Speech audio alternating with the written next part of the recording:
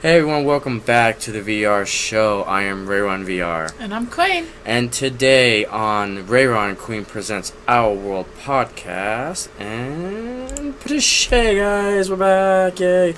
On this episode, we're going to take a quick look at a particular article that piqued our interests. Qween, can you please tell us what you found?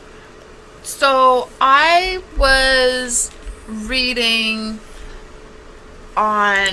scrolling through Facebook, and I found an article on Solar Roads.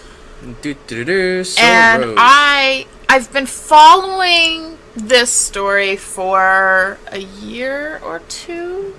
I'd seen it on Facebook before, but then recently it's been on Facebook again, and so I was reading the article, and the leaps and bounds made by this couple, it's just a couple who were inspired to update our roadway systems.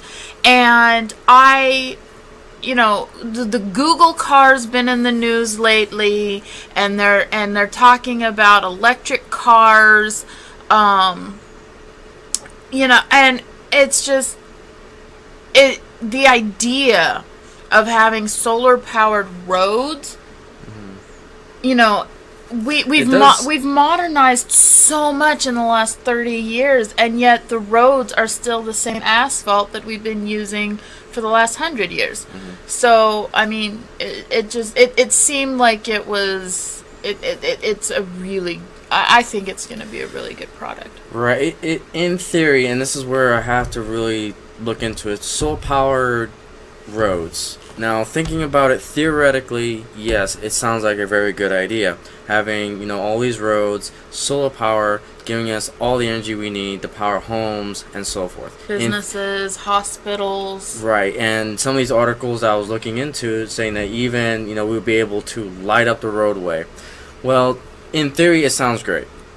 Testing, yeah, sounds great. The issue I have with it is trying to be as practical. They make the claims that they've done their testing, seeing how they've used tanks, they've used semis to drive over these solar power roads. It's just the issue that I see happening is that they haven't tested the wear and tear of everyday cars, and using several hundred cars, maybe millions of cars that are going to be driving on these roads to see how durable they are. Yeah, the durability is where it comes to question. I mean, I'm all for it. Trust me. It's just, in theory, it's awesome. Practicality is where I start to question it. You're thinking it's a little more temporary than a permanent solution. I think it's temporary because you start thinking about, okay, these solar power roads, they really have to be durable, not only on the surface of the road, but now you have to start thinking about the entire geographic locations. Well, not only that, but the road itself, that now you have, instead of thinking about on the top plane of the road where cars make contact with the surface, now you got to think about, well, these solar panels are going to have electricity, they're going to have wires and everything, so now you got to have these slabs of solar power roads. They got to make sure they're protected on all sides. So you got to think about, the top layer, the sides, and then also the bottom, so that way no. Well, I mean, I think this couple. I mean, I think these are boxed in. I mean, if you take there was a video, on the article for I fucking love science. Yeah, I love that site. Yeah. There was a video, and I think that they did actually show side. I don't think I ever saw like the bottom view of it, but they did show some of the side views, and they actually went inside like one of the compartments that people would be doing maintenance on these tiles in. And you actually see that in the video. So I mean, I do think that they're encased and kind of protected from things that could come up from underneath. Yeah. But my question, I mean, I think this is one of the areas that they want to do further testing, because how are they going to hold up in tornadoes, earthquakes? I mean, okay, so they can handle snow and flooding. Okay, great. But what about? I mean, we know from experience that earthquakes do a lot of damage. Right. I mean, freaking replaced the Oakland Bay Bridge panels a few times, and we now have a new bridge, because of the earthquake back in, was it 89? I Sounds think. about right. So I mean,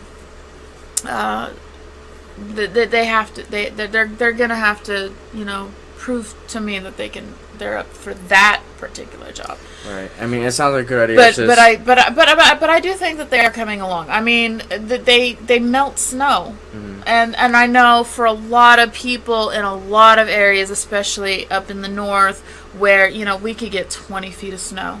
I mean that it can debilitate people trying to get to and from work, kids getting to school, things like that. Whereas, if these panels, the snow melts off the road, guess what? There's no excuse. You have to go to school. You can't. It's not anything about waiting for the snow plow to come by. Now it's just go and get there. Right. I mean, it sounds good because they do, looking at these other articles, it shows them trying to let me bring this up real quick. So here is what Qween was just talking about, that you got the snow right here. This panel is off. It is not powered, so the snow is on it. And the panel next to it, where you can actually see the panel, it is on. The heating elements are functioning, and the snow melted right off. So, I mean, you can see here how bright they are. Those are the LED lights. And, I mean, it looks really good. It's just, again, my issue is that, okay, sure, it melts the snow and everything. That's all fine and dandy. It's just now you're talking potentially making bridges out of this material, and that's where my issue comes in, back into the practicality. I mean, yeah, this is a great idea. Let's get it more tested in some of just very basic roads that doesn't see high population, and then also put them in high population roads. Another thing that I kind of is interesting about these panels, that now that I notice them, is that they're in a hexagon shaped, so you can literally add more hexagons. So that actually solves the issue with if you want to expand a road or shorten a road. So it actually solves that problem right then and there. But again, bridges being another issue. And because of these small panels, if one or two of them go down, they can be easily replaced in no time at all. Yeah. So it's a very interesting technology. A lot of science companies out there are starting to take notice what the couple is doing, but it's looking really good and then the Google car is also looking into this, because they're thinking about using this roadway too to potentially power cars. Now it's really interesting. Well, I don't know if the Google car is actually thinking about that, but with the I mean, we just saw in the news not too long ago the Google car had been tested in Arizona. A freaking blind person was in the driver's seat. Now, we all know blind people don't drive. Well, I mean, this car drove itself. It is an interesting thing, but it's good that we talk about it probably on another episode. But this roadway has a potential of, powering that car so that people who normally would not be able to drive can now drive. Right, and they're not restricted. The way I understand it too is with these solar powers, think of it as, you take a little iPod, and if you have like electromagnetic, I think is what they call it, charger, you don't need that connection between the It's wireless. It's completely wireless charging. And I've seen some of the Mac computers do that too. You just plug it into the wall, and it wirelessly through magnetic waves charges or any electronic device that's near it. So with this roadway, it's potentially looking to go in that direction also. That way your car will charge as you go down the roadway, which solves the battery car issues, like the Leaf and all these other cars that come out with that just 100% pure battery, and then you gotta charge them up electrically, which the batteries get flat. Yeah, and another thing that I saw in the article that I really like is that driving at night with the headlights on charges the road. Well, not only that, you only need the headlights if you have a lighter road all the way down. So I mean, that's the thing too, is it eliminates a lot of things that I think cars will still have headlights, because if the headlights help charge at night, then I mean, obviously, it's a useful tool Right. to have out there on that road. So, and that's the interesting part, is that now you've got the power coming from the sun, and now you've got, obviously there's going to be some downsides. Obviously being, at night or stormy weather, you won't get any charge from these roads. So that is still one drawback. But then, if the cars are, But if it powers and if it holds, if there's some way of storing the power that it collects, then that would be a moot point, because we could potentially be seeing the power plant of the future being battery cells, potentially. So I mean, that's just something to think about. And even with cars too, because we're looking into hybrids, and this is a perfect thing that we can do, that with cars being charged by batteries by these roads, and on a sunny day, okay, you're running on power by battery power all the time. Or when you have a stormy day, or you're driving at night, then it switches back to the normal diesel, or can't think of the Gasoline. gas, or gasoline. There we go. Brain fart there, but that's an interesting solution, in my opinion, to the hybrid cars and even the battery powered cars. So it's a very interesting. I don't know. topic. I think the oil industry should be a little scared. I mean, oil goes into making the asphalt. Oil goes into making car tires. Oil goes into making so many different parts for vehicles. And I think with us replacing the roadways, we're getting electric cars that are going better, running faster. I have a feeling that the oil industry is going to be running scared here. I mean, we'll see. I mean, again, everything is derived based on money. So depending on how much it's going to cost to implement these solar powers, and depending if the government can actually afford it, and the question now becomes is, for this couple and companies that invest in the couple's idea for these solar panels, how cheap can they mass produce these roads, is what it comes down to. Can they make it cheaper than putting down the asphalt? Is it cheaper to maintain than the asphalt? It's going to be really interesting to see if this couple can pull it off, and if the investors find solutions to these problems. And the next issue is that will city governments and the politicians, will they be able to invest into this